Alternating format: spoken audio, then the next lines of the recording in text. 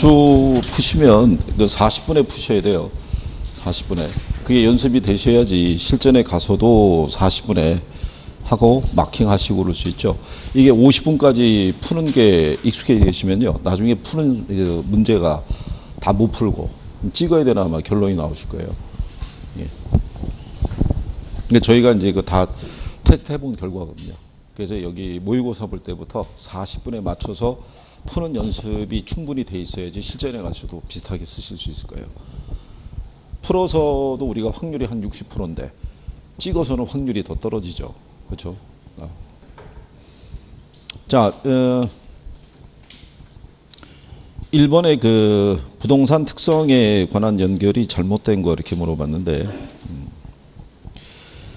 여기 그 개별성하고 이제 인접성 과정이 들어가 있는데 그 인접성에 대한 거는 이제 지문으로 인용을 한 적은 없어요. 인접성에 대해서는. 그래서 이제 뭐 참고하셔야 되는데 거기 일단은 이제 잘못된 거는 1번이죠. 이게 원리나 이론의 도출 곤란 이렇게 나가면은 안 되고요. 보편적인 이론, 원리나 이론의 도출이 곤란하다는 얘기죠. 개별성이 있어서. 그리고 경제적 공급의 근거가 되는 거는 용도의 다양성이라고 생각하시면 될 거예요. 그렇죠? 우리가 그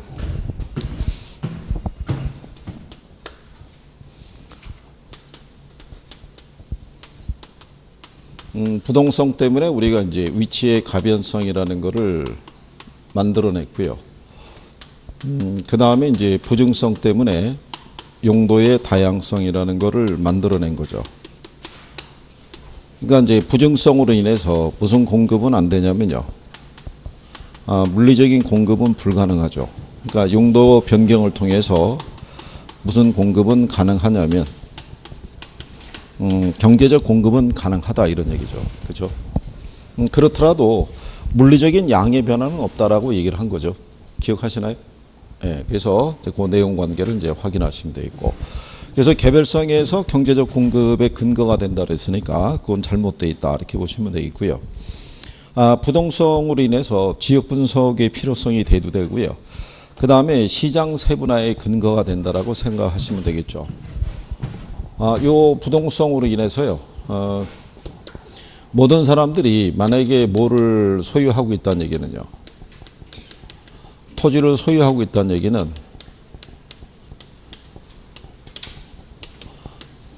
그 위치에 대한 독점권을 갖고 있다는 얘기죠. 그러니까는 같은 지역에서도 그 위치에 따라 제시되는 가격이 다 틀리다는 얘기죠. 그래서 시장이 무슨 시장으로 나누게 되는 근거가 되겠어요. 하위 시장으로. 여러 개 이제 부분 시장으로 쪼개진다는 얘기죠. 그 안에서도. 같은 아파트를 할지라도요. 같은 아파트 단지 내에서도 층수가 몇 층이냐에 따라서도 시세가 어떻게 돼요? 틀려질 수 있겠죠. 그러니까 위치에 따라서 또 틀려진다는 얘기죠. 그러니까 지역에 따라 형성되는 가격, 임대료, 거래 관행 이런 것들이 다 틀리게 나오는 거죠. 그래서 그렇게 구별하시면 되겠고요. 자, 그 다음에 이제 그 영속성으로 인해서는요, 감가상각의 적용이 배제가 된다는 얘기고요. 가치보존 수단의 성격이 있다라고 되어 있는데, 가치보존 그 능력이 우수하기 때문에 투자 자산으로서의 선호도가 높다. 뭐 이렇게 생각하시면 될 거예요. 실전에 가시게 되면 이게 조금 더 구체적으로 지문을 형성을 해줄 거예요. 확실한 표현으로. 그래서 여기는 이제 현재 1번이 잘못되어 있으니까 그렇게 보시면 되겠고. 2번에 가시면은 수익환원법에 의해서 평가한 대상 부동산의 가치는 이렇게 물어봤죠. 우리가 이제 수익환원법에서 수익가격을 이제 구할 때는요.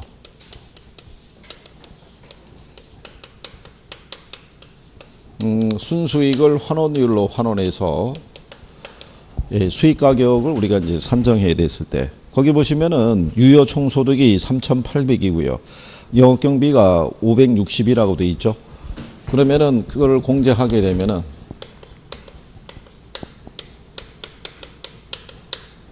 그럼 얘가 나오겠죠.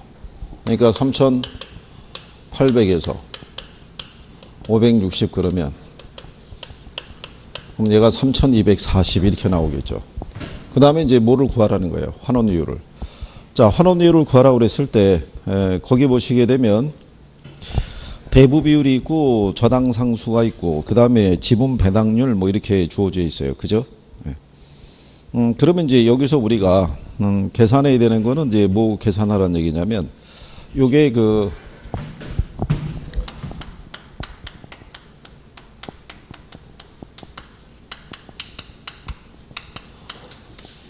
투자결합법에 가게 되면요. 환원율 구할 때 물리적 투자결합법이 있고요. 금융적 투자결합법이 있다라고 설명을 한 거죠. 얘는 시험에 한번 나온 적이 있어요. 근데 얘는 아직 인용한 적은 없어요. 그러니까 금융적 투자결합법은 부동산이라는 게 지분하고 저당의 합으로 돼 있다는 얘기죠. 그럴 때 지분 투자자가 요구하는 수익률과 저당 투자자가 요구하는 수익률이 서로 다르다고 그랬었어요. 그죠? 그러니까 여기서는 환원율을 구할 때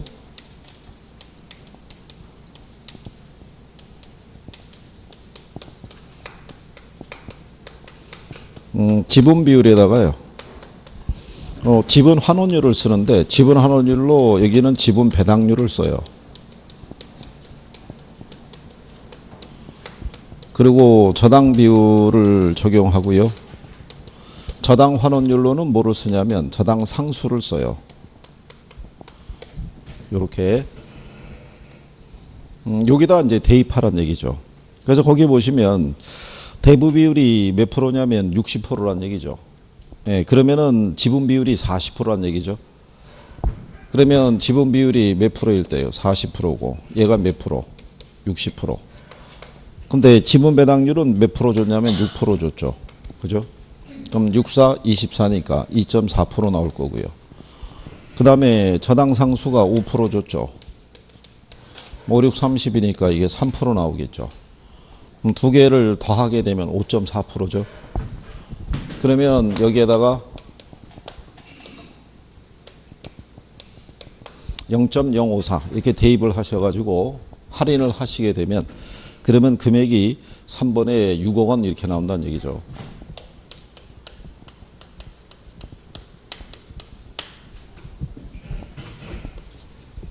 실전에서 나오기는 좀 쉽지 않을 거라고 생각하셔도 돼요. 이걸 다 인식을 하셔야 되니까. 그렇죠? 네, 그래서 이게 좀 낯설으실 거라고요. 지분 배당률하고 뭐를 쓰는 거. 저당 상수를 쓰는 게. 그러니까 융자금에다가 이제 저당 상수 곱하게 되면은요. 그러면 이제 뭐가 나오냐면 원리금 나오겠죠. 그죠? 네. 이거는 이제 지분 수익을 계산할 수 있고. 네. 그래서 이제 그걸 갖고 이제 대입하는 거죠.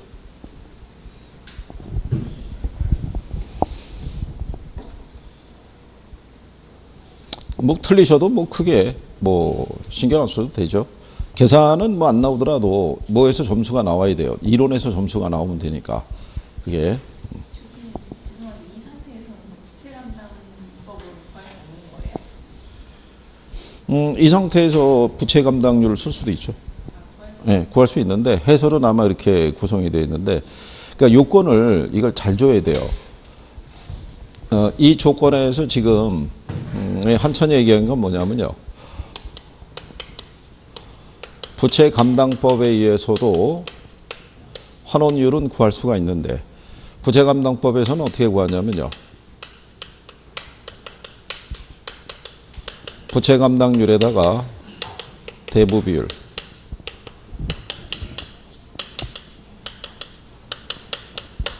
이 공식을 쓰면 되는데요. 여기서 부채 감당률도 구할 수는 있죠. 왜냐하면 순영업소득이 3,240이잖아요. 그죠?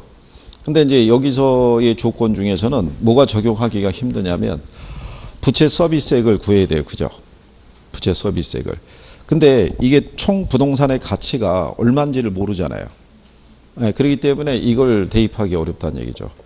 자다 대부비라고 뭐는 구할 수 있는데 저당 상수는 구할 수 있는데 그죠? 그 요건의 차이라고 보면 되겠죠. 그 다음에 이제 3번에 가면요. 아래 예문에 가로 안에 들어갈 숫자를 물어봤어요.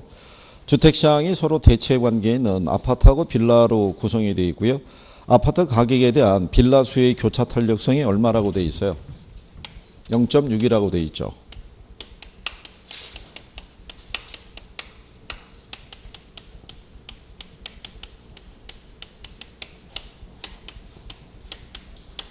자, 0.6이라고 주어져 있을 때요. 아파트의 가격이 1,600만 원에서 그 다음에 2천만 원으로 상승을 했다 이런 얘기죠.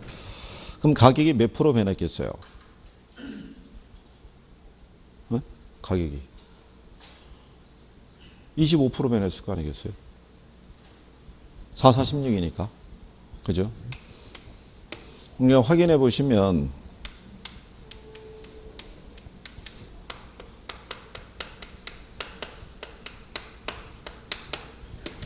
최초의 값이 얼마냐면 1600이잖아요. 근데 얼마로? 2000. 빼면 남는 게 400이잖아요. 그렇죠? 그러니까는 4, 46이니까는 몇 프로 나오겠어요? 25% 나오겠죠. 그러니까 가격이 몇 프로 변했다는 얘기예요? 25%. 그죠? 네. 그럼 25%에 대한 부분이 변했을 때 얘가 0.6이잖아요. 곱하기 0.6 하면은 빌라 수혜량이 몇 프로의 변화를 가져오겠어요? 25%에 대한 60% 개념이니까. 그럼 얘가 15%가 늘었겠죠. 그렇죠? 그러면 원래 수혜량이 얼마였냐면 1200세대잖아요. 그죠? 그러니까 1200세대니까 늘어난 게 얼마 늘어났겠어요? 180세대 늘어났다고요. 그죠? 그러니까 1200세대에다가 곱하기 얼마 하면 돼요? 15% 곱하면 되죠. 그러면 얼마 나오냐면 180 나오죠. 그러면 원래 수혜량이 얼마냐면 1200이었을 때 180 늘어났으니까 계산하면 1380으로. 그죠? 1200세대에서 1380세대로. 이건 기출에서 한번 나왔던 거예요. 기출에서. 근데 이게 한번 나왔는데 그 이후로는 안 나오는 이유가 뭐냐면 이거 일단 계산해야 되잖아요. 곱해서 이거 이제 몇 프로라고 이제 구해야 되잖아요. 그 다음에 여기다가 대입해서 이걸 180세대라고 구해야 되니까 문제 하나의 계산을 한 3번을 해야 돼요.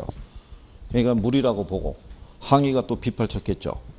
니들이 와서 풀어봐라. 그래가지고 결국은 한 번 나오고 안 나오는 거죠.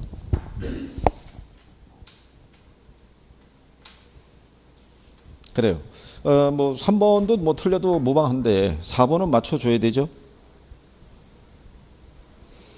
아파트 매매 시장에서 다음의 수요 결정 요인 중에서 성격이 다른 것을 고르라고 얘기한 거죠. 그죠? 뭐 답은 4번 아파트 가격이죠. 근데 이게 문제가 이렇게 준 거예요. 이게 수요 결정 요인이 들어가게 되면요. 이게 당해재와의 가격도 들어가요.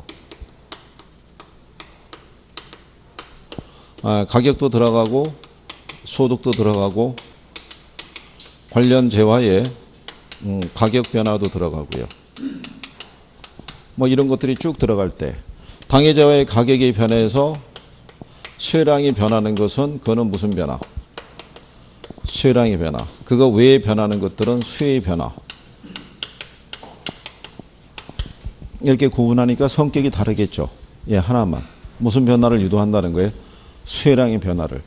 근데 여러분들 실전에서는 수요 결정 요인이라고 쓰진 않아요. 그냥 수요 변화 요인 이런 식으로 해서 구별을 하게 해줘요. 이렇게 넣어주게 되면 학생들이 이걸 구별을 못할 거예요, 아마. 기본적으로 학개론 교과서에다가는 수요 변화 요인이라고 되어 있기 때문에. 예, 그래서 성격이 다른 건 어쨌든 4번에 아파트 가격이죠. 아파트 시장에서 당해재화가 뭐라고 그랬어요? 아파트라고 그랬죠. 예, 그는 이제 아파트 가격의 변화에 의한 수요량의 변화를 가져오는 거고, 나머지 애들은 가격이 아니잖아요. 가격 이외의 요인들이잖아요. 그죠? 그러니까 성격이 서로 다르다는 얘기죠. 4번의 아파트 가격만 수요 곡선에서의 이동을 유발하는 거고요. 나머지 애들은 수요 곡선이 좌측 또는 우측으로 이동시키는 요인들이 되겠죠. 그렇죠? 예, 그래서 그 내용에 대한 것은 이제 구별하시면 되겠고요.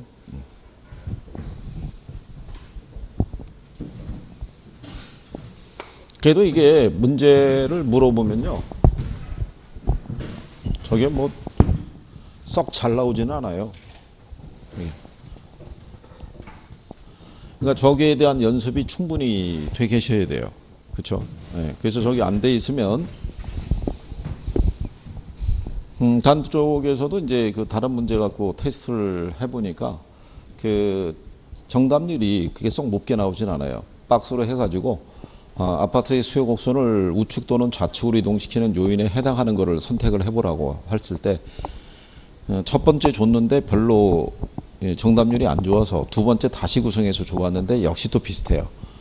그러니까 취약한 부분은 계속 취약하다는 얘기고, 대신에 이제 개선이 조금 되는 거는 여전히 어려운 파트는 어려운데 그래도 용어가 조금씩 익숙해지니까는 성적들이 조금씩 올라가시더라는 얘기죠. 그래서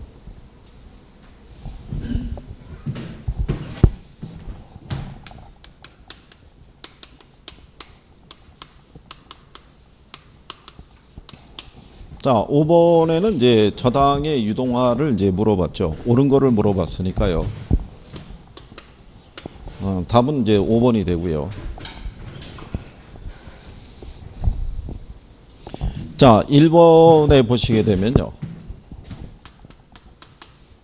자금 수요자 하고요. 금융기관 사이에. 그렇죠?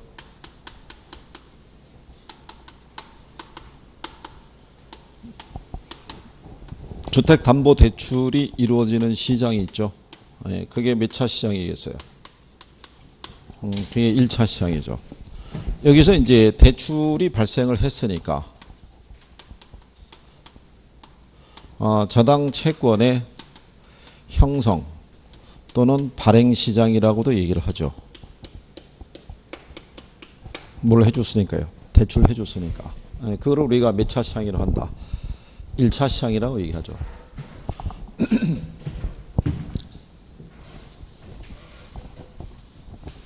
그 다음에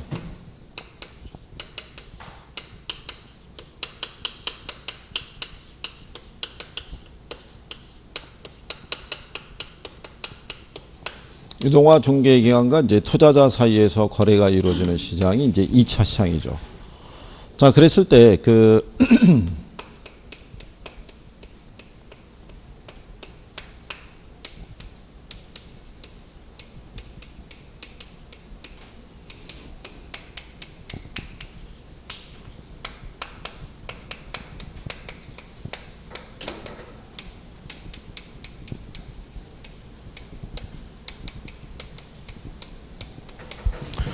주택도시보증공사의 주택도시기금 하고요. 그 다음에 주택금융공사의 보금자리론 있죠. 예, 이거는 1차 시장에서 거래하겠어요? 2차 시장에서 거래하겠어요?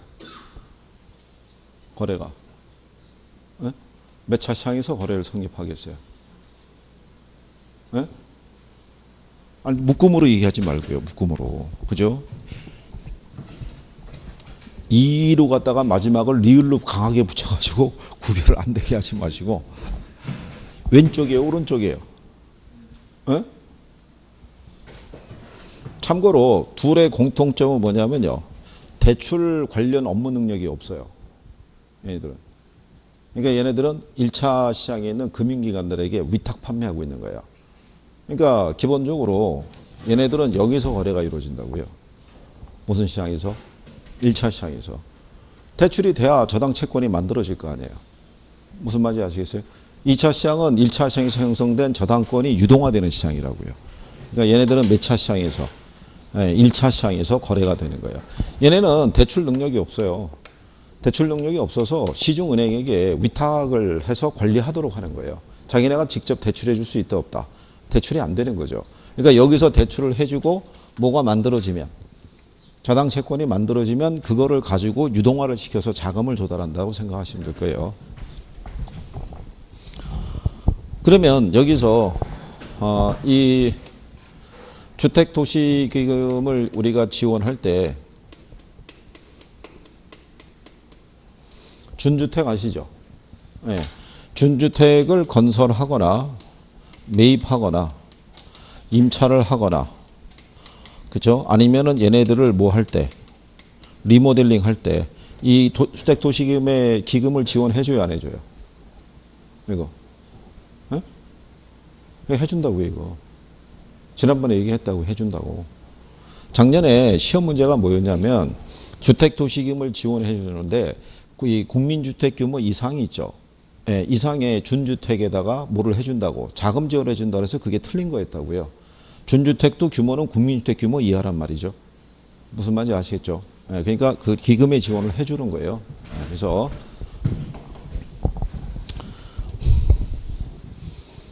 자, 그래서 이제 그런 내용이고요. 그래서 이제 1번에는 2차 시향이 아니라 몇 차 시향이겠어요? 예, 1차 시향이겠죠.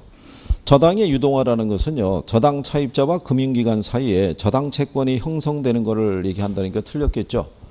저당의 유동화라는 것은요, 여기서 대출해줘서 이렇게 저당 채권이 만들어졌잖아요. 근데 얘는 채권이지 현금은 아니잖아요. 그죠?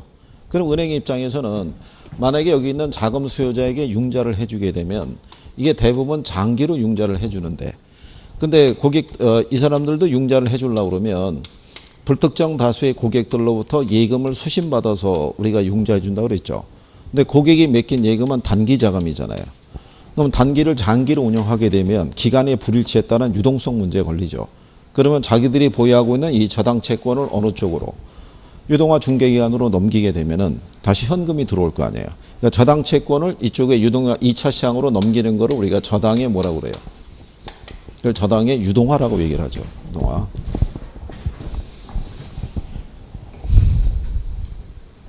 그리고 3번에 보시면요. MBS의 투자자들은 2차 시장하고 직접적인 관계가 있죠. 투자자들은 2차 시장을 통해서 거래를 하게 되는 거고요. 저당담보증권의 유동화를 통해서 충분한 자금을 확보하기 위해서는 저당 수익률보다 저당담보증권 투자자의 요구 수익률이 높아야 된다 그랬으니까 틀린 거겠죠. 여기 우리가 대출 이자율 하고요. 증권 수익률을 비교할 때는 증권 수익률은 대출 이자율보다 클 수는 없다고 그랬었죠. 무슨 말인지 기억하시나요? 그래서 이제 그 내용을 담고 있는 거죠. 그래서 이제 답이 5번에요. 저당의 유동화를 통해서 1차 금융기관은 자금의 단기 조달 및 장기 운용에 따른 유동성 문제를 해결할 수 있다. 이런 얘기죠. 지금 설명해 드린 것처럼. 무슨 말인지 하시겠나요?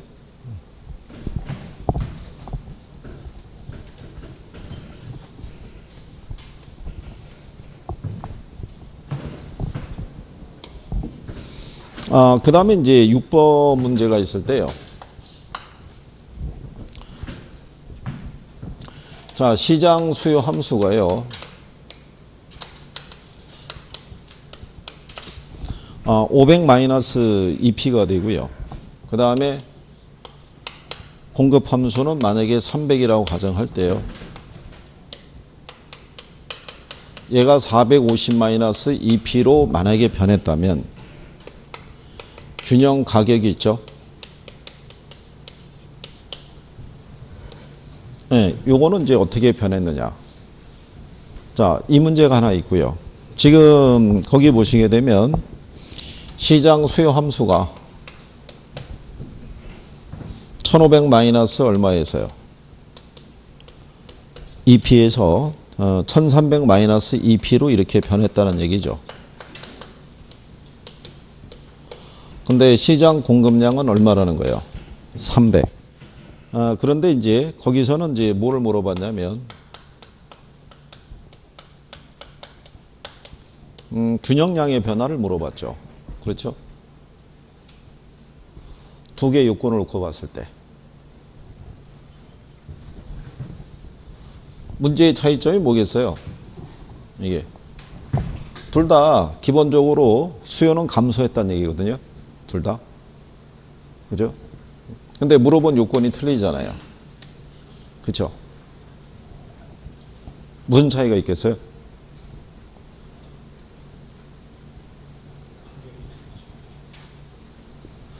여기 보시면 얘는 가격을 물어봤고 얘는 양을 물어봤잖아요. 그죠? 근데 지금 현재 보면은 공급 함수가 어떻게 돼 있어요? 고정돼 있잖아요. 그러니까 여기는 무슨 얘기냐면 우리가 공급이 불변인 상태에서 이런 식으로 수요가 뭐를 하면요. 감소하면은 가격은 어떻게 되겠어요? 가격은 하락할 거 아니에요. 그러니까는 이 변화는 구할 수 있다는 거고 밑에 거의 요건은 뭐예요? 자, 이 상태가 이렇게 주어져 있었을 때 지금 이런 식으로 수요가 감소한 거예요. 그죠? 그러면 뭐는 변하더라도요. 가격은 변하더라도 얘는 변화가 없죠. 그렇잖아요. 공급이 불변인 상태에서 지금 뭐만 움직인 거니까 수요만. 그러니까 이거는 뭐 계산을 할 필요가 없는 거예요. 에? 아무런 변화가 있다 없다. 아무런 변화가 없다는 거예요. 논리가. 그래서 위에 거는 기출이에요. 그러니까 기출에서 이렇게 출제할 때는 가격의 변화를 물어본 거예요. 가격의 변화를. 양의 변화를 물어보지 않고. 근데 여기는 뭐를 물어봤어요? 양의 변화를 물어봤으니까 양의 변화는 생길 수가 없겠죠. 그렇잖아요. 그거 얘기하는 거죠.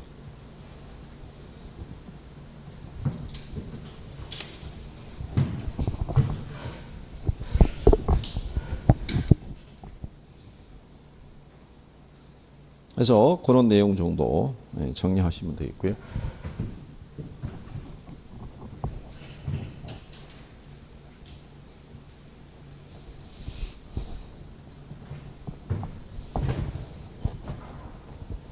이것도 저기 가격 구해가지고 또 거기다가 대입해갖고 또 양이 얼마 또 이렇게 해서 쭉 찾아가지고, 예? 뭐, 그렇다는 얘기죠. 뭐, 이렇게 해서 한번 접해보시면 되는 거죠. 뭐, 그쵸. 어차피 계산 문제인데요. 뭐. 네. 그 다음에 이제 7번에 가시게 되면,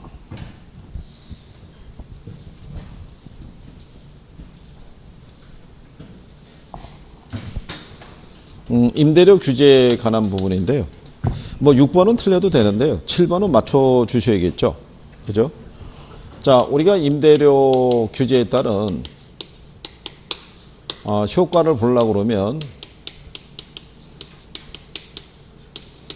시장 균형 임대료가 보다 규제 임대료가 어떻게 돼요? 낮아야겠죠. 예, 그래야지 변화가 발생하는데 이번에 보면 정부에서 규제하는 임대료 한도가 균형 임대료보다 높으면 시장에서의 공급량은 증가할 것이다. 그랬으니까 틀렸겠죠. 시장 임대료보다 임대료 상한이 높아지게 되면요. 시장에서는 아무런 변화가 없다라고 말씀을 드린 거죠. 그거 하나밖에 없죠. 나머지 변화가 전혀 발생할 수가 없죠. 그렇죠? 네. 그래서 답을 2번에다가 준 경우죠. 임대료 규제는 이제 기본적으로 정리는 뭐 해두시는 게 필요할 거고요.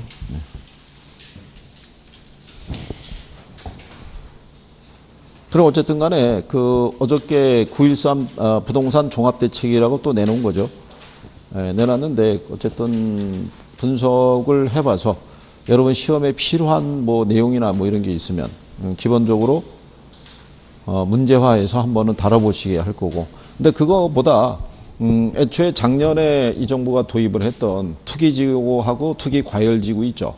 또는 조정대상지역 뭐 이런 거 있잖아요. 거기에 관한 기본적인 용어는 알고는 들어가셔야 될 거예요. 그게 우리가 지난번에 물어봤었죠. 투기지역이 있고 투기과열지구가 있으면 어느 게 더 규제가 강한 거예요? 단어가 짜그래. 응? 투기지역이 훨씬 더 규제가 강한 거예요. 그러니까 기본적으로 서울시 있죠. 서울시는 전역이 투기과열지구로 지정이 되어 있어요. 여기가. 근데 만약에 특정한 지역을 갖다가 투기지역으로 중복 지정을 하게 되면 이건 다 막아버리겠다는 거예요. 대출 규제나 뭐 이런 거 했을 때 거래했을 때 세금의 부담이나 종합적으로 규제를 강화시키겠다는 거예요. 그러니까 얘보다는 얘가 더 강한 거예요. 그러니까 기본적으로 투기과열지구로 지정을 해놓고 그 다음에 만약에 집값 상승이나 이런 것들이 또 심각하다 이렇게 우려가 있다 그러면 투기지역으로 중복 지정을 할 수 있는 거죠. 그러면 규제가 더 강화된다라고 생각하시면 돼요. 이게. 그래서 문제로 한번 이제 접하시게 될 거예요. 그거를. 자, 그 다음에 이제 뒤로 가시면은 그 8번 문제가 있어요. 부동산 시장의 뭐 특성을 물어본 거죠.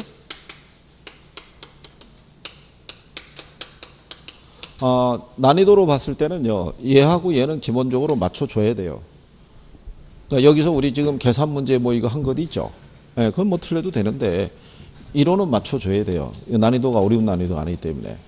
그래서 이제 8번에는 답이 3번이죠. 부동산 시장은 균질적인 가격이 형성될 수가 없죠. 아까 얘기했지만은 입지 독점권이라는 게 있기 때문에 시장 안에서 물건마다 개별성이 있잖아요. 지역성이 있고 개별성이 있으니까 동일한 가격이 형성될 수가 없다라고 이렇게 보시면 되겠죠. 그렇죠? 그리고 1번에 보면 이제 부동산 시장은 수요와 공급의 조절이 쉽지 않죠. 그래서 단기적으로 가격의 왜곡이 발생할 가능성이 크다 이런 얘기죠. 그렇죠? 그럼 여러분들이 부동산 시장의 특성 뭐 기억나는 거 있으신가요? 시장의 특성? 쭉. 이게 떠올라야죠. 그래야지 이제 문제 나올 때 바로바로 대입할 수 있죠. 시장이 뭐가 돼 있어요? 국지화. 그래서 뭐를 갖게 되냐면 지역성을 갖게 되고 이게 국지화되면서 그 안에서 시장이 세분화되죠. 그렇죠? 그 다음에 수급 조절이 어떻게 돼요? 곤란하죠. 그렇잖아요. 그러니까 수급 조절이 곤란한 이유가 생산의 장기성이라는 것도 있고 위치의 고정성, 내구성 이런 것들이 수급 조절을 곤란하게 하고요. 이게 단기적으로 가격의 왜곡 현상을 갖고 오게 되죠. 그리고 또 시장의 특성 뭐 있어요? 이거 있잖아요. 왜? 비 들어가는 거. 그죠? 거래 내역에 뭐가 있어요? 비공개성. 그죠? 비표준화. 비조직화.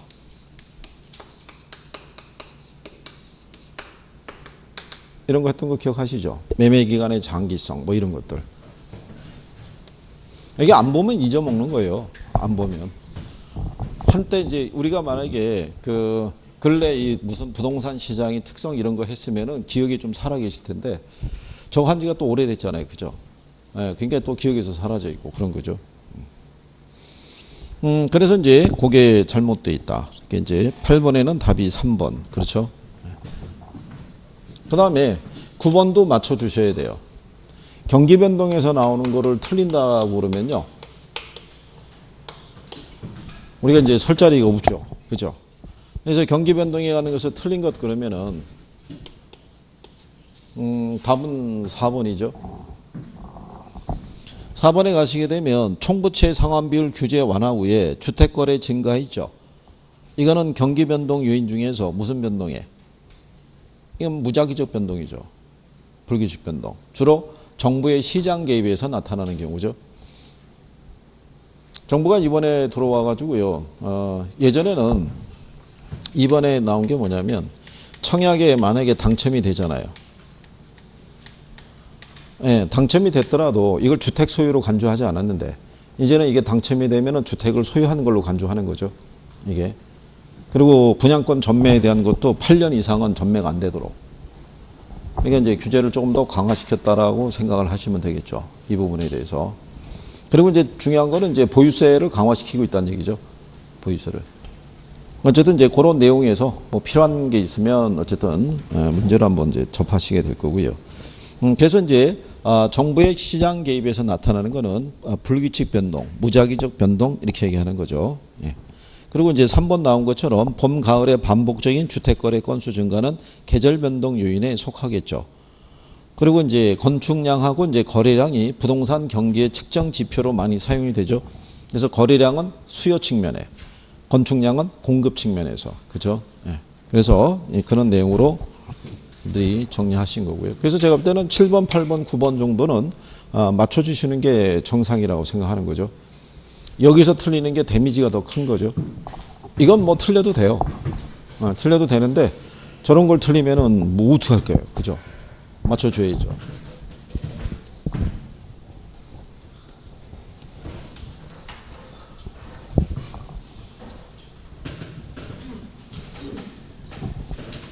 그러니까 기본적인 문제는 맞춰주셔야 돼요. 그죠? 예.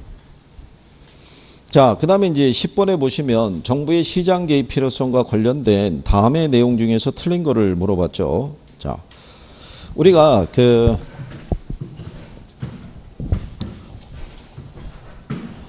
번호가 10번이죠. 여러분들이 보면 시장의 실패를 유발하는 요인들이 있죠. 그렇죠? 시장의 실패를 유발하는 거는요.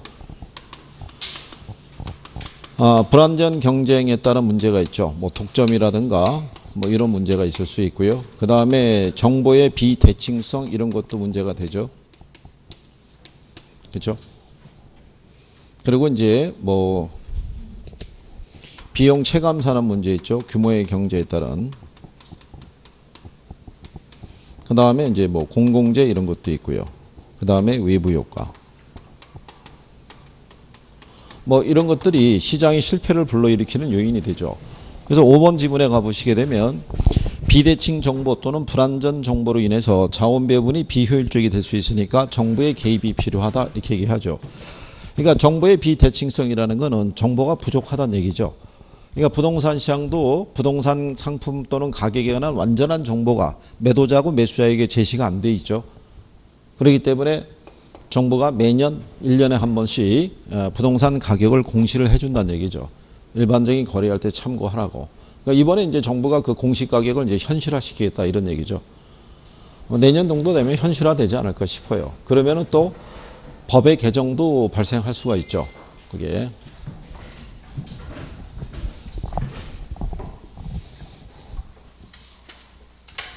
그 다음에 이제 불완전 경쟁으로 인한 시장 실패 수정을 위해서 정부의 개입이고요. 정부는 시장 실패를 수정하기 위해서 시장에 개입을 하고, 그 다음에 공공재 생산을 시장에 맡기는 경우에 비배제성으로 인한 무임승차자 문제로 인해서 적정량보다 적게 생산되니까 정부의 개입이 필요하다라는 것도 맞는 표현이죠. 공공재라는 것은 성격이 비경합성과 뭐를 가지고 있어요? 비배제성을. 그러니까 비경합성이라는 건 뭐예요? 공공재가 일단 공급이 되면은 소비하는 과정에서 경쟁이 펼쳐지질 않죠. 뭐가 가능한 거예요? 공동 소비가 가능한 거죠. 그 다음에 비배제성으로 인해서 소비의 선호도가 정확하게 표시가 안 되죠.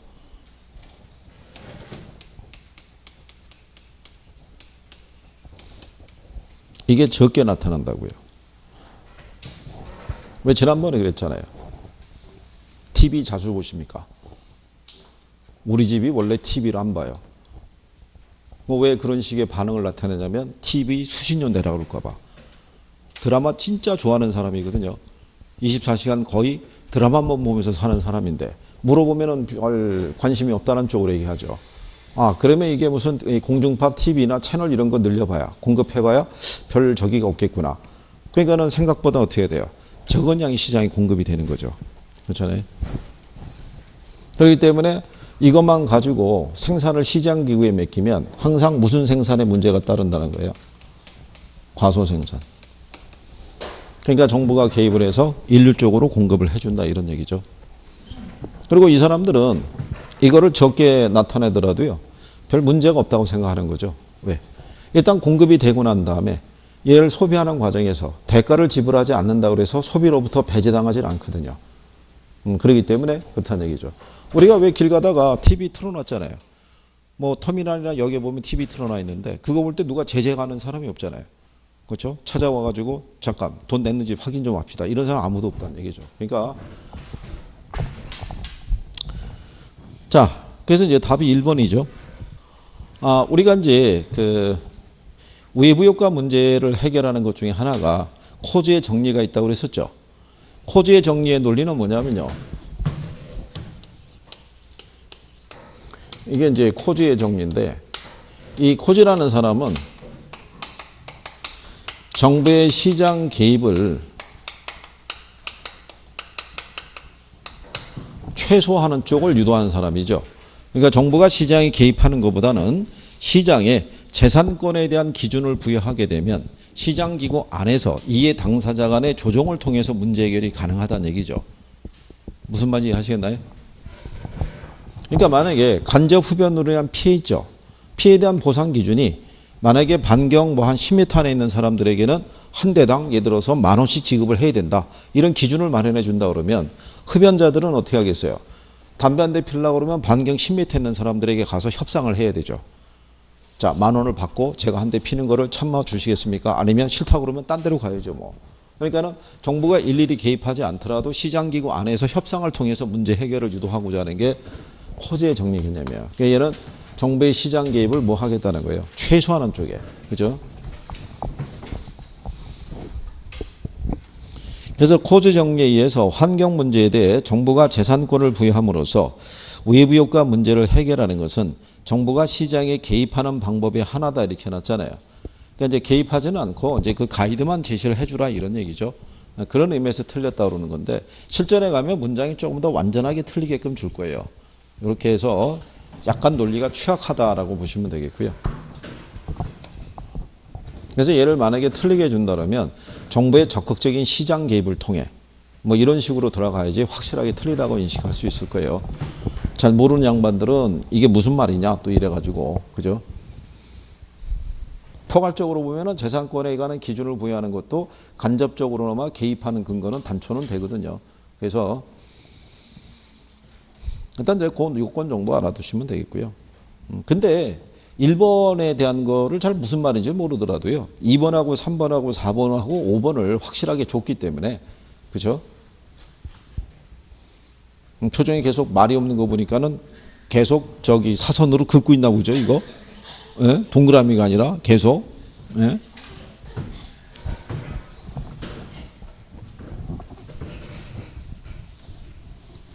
하여간 모의고사 끝나고 나면요. 뒤쪽으로 이렇게 쭉 모이셔가지고 예전에 학창시절 보면 그렇잖아요. 시험 끝나고 나면 뒤로 모여갖고 3, 4, 5 배워갖고 이거 몇 번이 답이다 뭐 서로 막 얘기하고 그러잖아요. 그죠?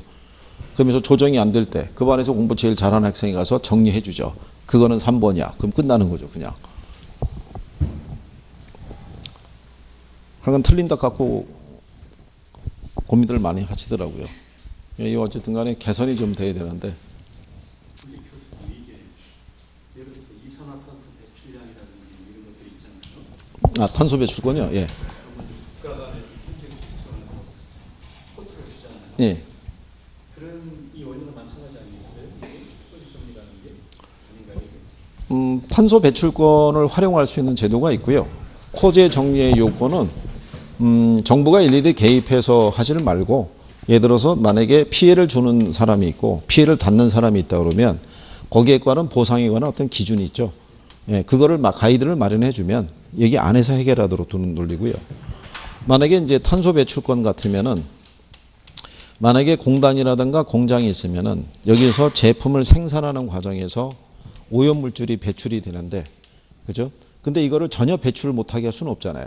그러니까 법의 허용치 안에서 배출권을 갖다가 발급을 해주는 거죠. 말씀하신 쿼터식으로. 주는데 대신에 여기다가는 총량을 주는 거죠. 예를 들어서 공단에서는 500kg 이상은 배출하면 안 된다. 근데 이거를 쿼터식으로 이 안에 있는 공장들에게 배분을 해주는 거죠.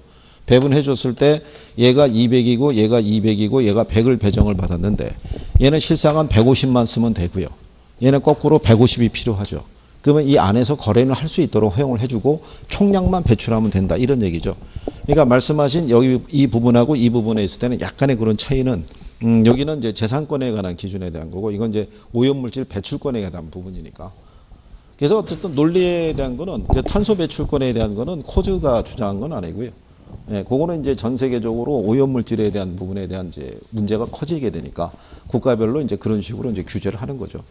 그러니까 저것도 어쨌든 간에 부의 외벽과의 문제하고는 걸려 있으니까요. 그래서 지난번에 우리가 탄소 배출권에 대해서는 설명을 또 해봤었죠. 수업할 때. 기억은 안 나시겠지만. 뭐 할 때 있겠어요? 외부 효과 있을 때 있죠. 외부 있을 때. 그러니까 어쨌든 간에요. 자꾸 들어야지 정리가 돼요. 들어야지. 그 다음에 이제 11번에 보시면요. 외부 효과에 관한 설명 중에서 틀린 것을 물어봤을 때. 자, 여기는 우리가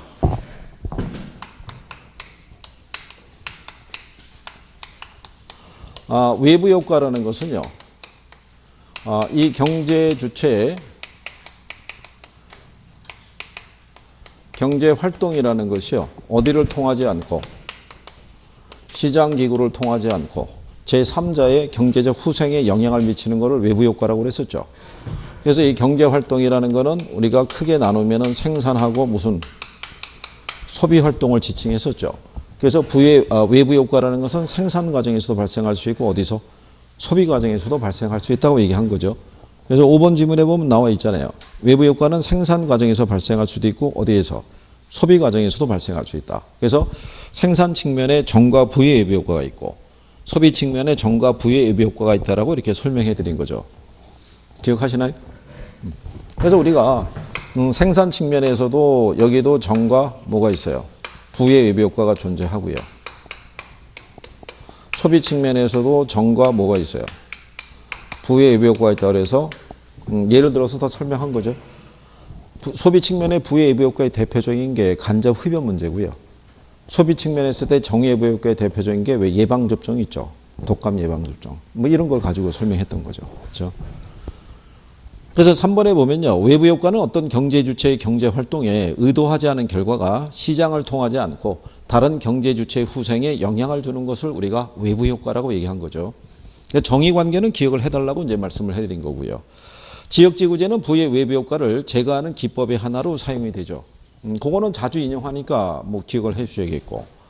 부의 외부 효과를 발생시키는 목재 공장에 대한 규제는 목재의 공급 곡선을 하향 이동시킨다 그랬으니까 틀렸겠죠. 근데 이게 하향이라는 표현은 안 나와요. 그러니까 여기서 지금 하향 이동했다는 얘기는 뭐예요? 하향 이동했다는 얘기는? 에? 하향 이동했다는 건. 그러니까 그게 인식이 안 되기 때문에 그 표현은 시험상에서 안 쓴다고 생각하시면 돼요. 그죠? 이렇게 돼 있었을 때, 그렇죠? 이 가격 하에서 요때 요 공급 곡선은 무슨 비용만 반영이 돼 있다? 사적인 비용만. 그러니까 이 가격 하에서는 무슨 생산이 되고 있냐면 과대 생산이 되고 있죠. 그래서 정부가 오염원을 추적해서 규제를 가하게 되면은 생산비가 증가하니까 얘네 입장에서는 공급을 어떻게 해야 돼요? 줄일 수밖에 없죠. 그래야지 가격이 올라갈 테니까. 그래서 규제를 하게 되면요. 공급 곡선이 어느 쪽으로? 좌측으로 이동하는 거예요. 좌측으로. 그죠? 그러니까 이거를 우리가 그때 이렇게 설명해 드렸잖아요. 그렇게 안 나온다고 그래서 우측, 좌측, 여기가 위에고 여기가 아래잖아요. 그죠? 그러면 공급 곡선이 이렇게 있잖아요. 이렇게 했을 때 공급 곡선이 이쪽으로 가면은 우측으로 해서 밑으로 내려갔으니까 우하향 또는 우하방으로 이동한 거고, 공급곡선이 이렇게 갔다는 얘기는 좌측으로 가서 위로 올라갔잖아요. 그러니까 좌상향 또는 좌상방으로 이동했다고 얘기를 해요. 그러니까 표현은 있어요. 경제학에서. 표현이 있는데 이거를 왜 안 쓰냐면 수요곡선이 기울기가 우향하잖아요. 근데 얘가 갑자기 공급곡선이 우향 이동했다 그러면은 학생들이 이게 헷갈릴 거 아니에요. 이거 간신히 정리해놨는데. 그러니까 이 표현 쓴다 안 쓴다? 안 나온다고요. 나온 적이 없어요. 그러니까는 하향, 상향 이런 방향에 대한 표시는 참고하셔도 되는 거예요. 무슨 말인지 아시겠어요? 이거 아직도 이거 구별이 안 된 분들이 존재해요. 이거. 그런데 여기에다가 해가지고 이게 하향으로 이동했다, 상향으로 이동했다 이렇게는 안 나오니까 참고하시고요. 거기서 하향으로 이동시킨다라고 얘기하는 거는 어느 쪽으로? 우측으로. 규제를 하게 되면 공급이 감소할 거 아니에요. 그럼 좌측으로 이동해야 될 거 아니에요. 그죠? 그러니까 여기 아마 틀린 이제 정답은 뭐냐면 상향 이동시킨다 이렇게 했을 거라고요. 그죠? 그래서 이거는 지난번에 여러 번 설명해 드렸잖아요. 그죠? 이 내용에 대해서. 기억하시나요?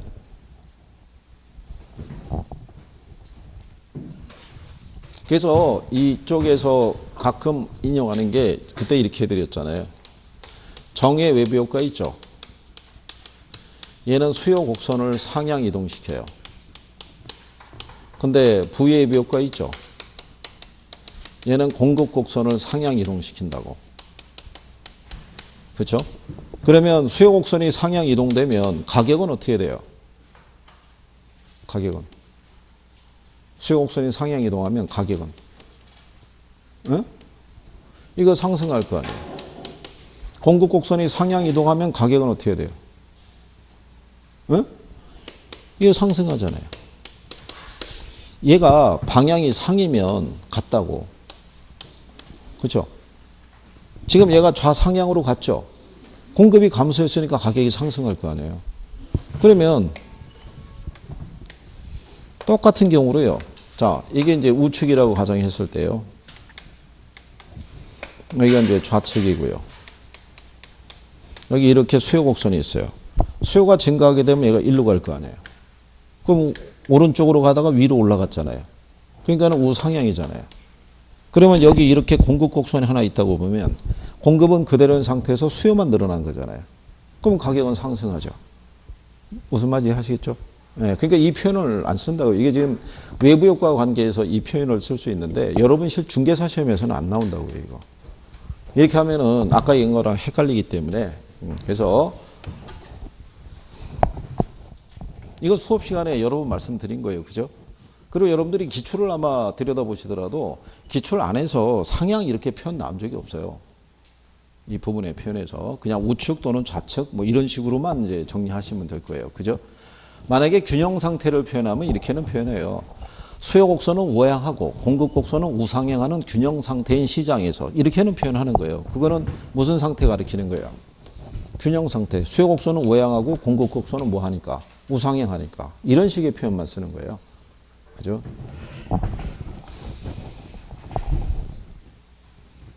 그래서 11번은 답이 1번이고요.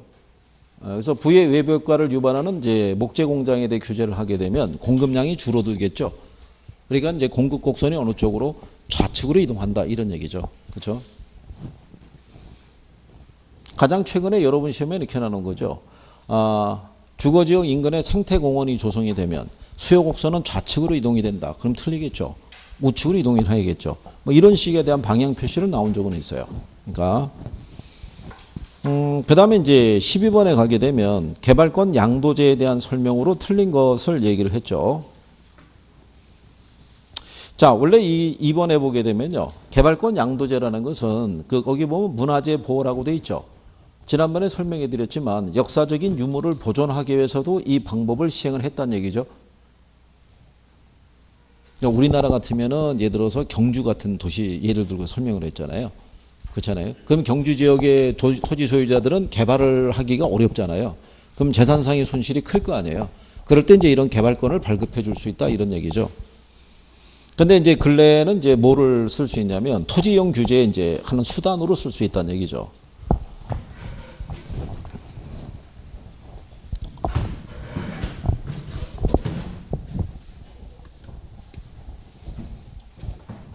이게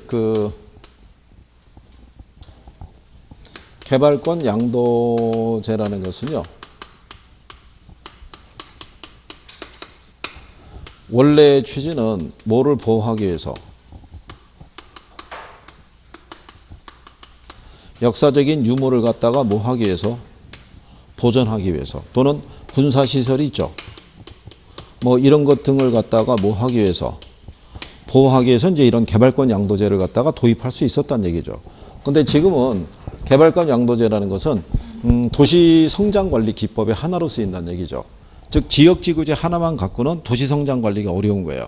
그러니까 뭐를 병용한다는 얘기예요. 개발권 양도제를 병용할 수 있다 이런 얘기죠. 왜냐하면 지역지구제라는 것은 토지용의 효율성을 높이기 위해서 일부 지역을 그린벨트 지역, 보존지역이나 아니면 개발지역으로 나누어서 지정할 수 있잖아요. 그러면 토지용 규제에 따른 형평성 문제가 발생하니까 민원이 자꾸 제기될 거 아니에요.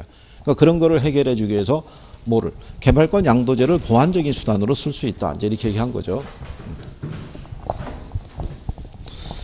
자, 그래서요. 거기 보시면 3번에 개발권 양도제는 형평성 측면에서는 긍정적이나 개발 가능 지역의 과밀 등으로 효율성 측면에서는 부정적이다 이렇게 돼 있는데 근데 그렇게 하면 또 일단 뭐 그리고 이제 여기 보시게 되면은 4번에 개발권 양도제는 토지 시장에 대한 정부 개입에 의한 해결 방법의 하나다라고 했을 때 개발권 양도제의 가장 큰 취지가 뭐예요? 정부에 대한 예를 들어서 재정 부담을 뭘 하고요? 최소화하고 어디를 통해서? 시장 기구를 통해서 문제 해결을 유도하도록 하는 것이 개발권 양도제죠. 여기가 보존지역이고요. 여기가 무슨 지역일 때? 개발지역일 때. 보존지역으로 지정이 되면은 보존지역의 토지 소유자들은 공간을 활용을 못하니까 재산상의 뭐를 입게 돼요? 네, 손실을 입을 때 정부가 직접 들어와서 금전 보상해 주는 게 아니라 이 사람들이 있는 손실에 대해서 뭐를 발급을 해 주는 거예요? 개발권을. 발급을 해 주고 이 개발권을 뭐가 가능하게끔 양도가 가능하게끔 허용을 해 준다는 얘기죠. 그래서 시장 기구를 통해서 시장 안에서의 거래를 통해서 뭐에 대한 개발권의 거래를 통해서 문제를 해결하도록 유도하는 방법이다라는 얘기죠. 그러니까 정부에 대한 어떤 이제 시장 개입에 대한 부분이 이제 최소화돼 있다 이런 얘기죠. 근데 이제 4번을 만약에 틀리게 준다고 그러면요. 확실하게 정부의 금전적인 보상에 의한 문제 해결을 유도하는 방식이다. 뭐 이런 식으로 주면 확실하게 틀리게 될 거예요. 이게 약간 포괄적인 내용이거든요. 이 내용이. 어쨌든 정부가 이 개발권을 발급을 해준다는 얘기는 간접적으로도 관여를 한다는 얘기잖아요. 다만 취지는 뭐냐면 직접적인 재정 부담은 안지는 않는다는 얘기죠. 그거를 최소화시키면서 시장 기획을 통해서 문제 해결을 유도하도록 한다 이런 거니까. 그래서 만약 실전에서 주면은 좀 더 확실하게 틀리게 줄 거예요. 그러니까 이제 그런 정도로만 인지하셔도 될 거예요. 잘해서 4번이 답이에요. 4번. 이게 뭐냐면요. 4번을 왜 답으로 준다면 정부의 재정 부담이 최소화된다는 얘기를 아마 시장에 개입하지 않는 뭐 그런 수단으로 아마 표현을 한 것 같아요. 문제가. 근데 이제 실전에 가면은 이거를 좀 더 확실하게 문제가 틀린 것을 구체화 줄 거란 얘기죠. 그러니까 정부의 재정 부담이 최소화되는데 정부가 재정 부담을 안고 문제를 해결하는 방법이다 이러면 틀릴 거 아니에요. 그러니까 그런 정도로. 자, 그런 내용이고요. 13번에 가시게 되면 화폐 시간가치 계산에 관한 설명인데 요거는 조금 이따 풀어드릴게요. 다음 시간에. 왜냐하면 이것도 설명을 좀 몇 개 해드려야 될 것 같으니까. 대충 다니면서 보니까는 맞춘 사람보다는 틀린 사람하고 비율이 반반 뭐 그렇더라고요. 그 대신에 이제 14번 있죠. 14번에 보시면 임대 아파트의 수요 함수가 주어져 있고요. 공급 함수가 주어져 있을 때 정부가 아파트 임대료를 250만 원으로 규제했다 뭐 이렇게 돼 있잖아요. 그죠? 그러면 지문에 아무런 변화가 없다라고 나오잖아요. 그죠? 네, 아무런 변화가 없다고 나오면 규제 전에 가격을 구해봐야 돼요. 그럼 얘가 1300 마이너스 얼마예요? 3P잖아요. 공급 함수에 대한 거는 200 플러스 2P로 돼 있죠. 그럼 이거 어떻게 하면 된다 그랬어요? 부호는 더하면 되고 상수는 뭐 하면 돼요? 빼면 되는 거죠. 그럼 1300에서 200 빼면 남는 게 1100이잖아요. 그럼 3P 넘어가면 플러스로 바뀌니까 5P 될 거 아니에요. 그렇죠? 그럼 양쪽을 얼마로 나누면요? 5로 나누면 그럼 P가 얼마 나오겠어요? 220 나온다고요. 근데 규제 가격이 얼마냐면 250만 원이잖아요. 그러면 시장 가격 이상으로 통제했으니까 시장에는 아무런 변화가 없다는 얘기죠. 무슨 말인지 아시겠나요? 그래서 답이 몇 번이라는 거예요? 5번이라고요. 5번. 근데 실전에 가시면 이렇게는 안 줘요. 이게 저기 다른 유관 시험에는 이렇게 출제한 선례가 있는데 처음에 한번 쓸 수 있는 거예요. 아무런 변화가 없다는 거는. 지문에 아무런 변화가 없다 그러면 사람들이 뭐를 계산해 보겠어요? 균형 가격을 계산해 보겠죠. 근데 균형 가격이 220인데 250으로 통제한 거잖아요. 시장 가격보다 높은 수준에서. 그럼 시장에는 변화가 있다 없다? 아무런 변화가 없겠죠. 그렇죠? 그래서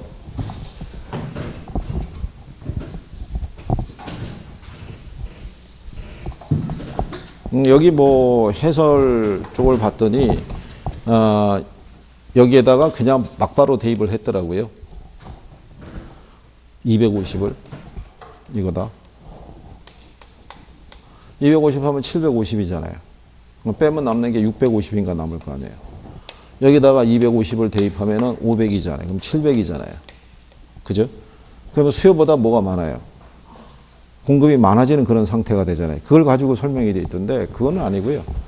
이렇게 주어지게 되면은 지문에다 아무런 변화가 없다가 아니면은 이거를 바꿔줘야 돼요. 함수 관계를. 그죠? 그러니까 이제 구성이 그냥 그런 거니까. 그래서 아무런 변화가 없다라는 정도로 그냥 시장 임대료보다 높은 선에서 통제하면 시장에는 변화가 있다 없다? 없다. 네, 그런 정도로 인식하시면 되겠죠.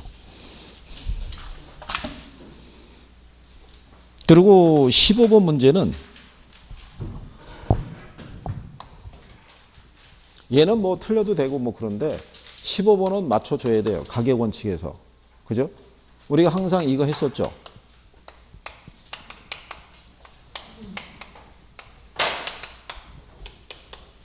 자, 이렇게 했었을 때 균형의 원칙은 내부 측면의 원칙이에요? 외부 측면의 원칙이에요? 내부잖아요. 얘는 외부잖아요. 외부. 그죠? 내부 측면의 대표적인 게 균형의 원칙이고요. 그래서 얘는 무슨 감가? 기능적 감가. 얘는 경제적 감가. 얘는요? 기준 시점의 근거가 되고요. 얘는 삼방식의 기초가 된다 그랬을 때. 그래서 거기 15번 문제에 그 3번을 보시면 적합의 원칙은 내부 구성 요소의 결합이 적절해야 부동산의 유용성이 최고로 발휘된다는 점에서 이렇게 나가잖아요. 그럼 틀렸을 거 아니에요, 걔가. 적합의 원칙은 무슨 내부 구성 요소의 결합이 적절해야 된다는 것은 적합의 원칙이 아니라 균형의 원칙이죠. 그렇죠? 그래서 몇 번이 잘못되어 있는 거예요? 3번이 잘못되어 있는 거죠. 적합의 원칙이 아니라 그건 무슨 원칙? 균형의 원칙을 얘기하고 있다. 이런 얘기죠. 뭐 그런 내용 정도죠. 그죠? 그래서 뭐 여기까지는 맞출 수 있을 거라고 생각하죠. 가계 원칙에서 얘네들은 기억을 하셔야 돼요. 혹시 나오면 얘네들은 지문안에서는 어쨌든 간에 활용이 될 거예요. 일단 여기까지 하신 거고요. 잠깐 쉬었다가 하시죠.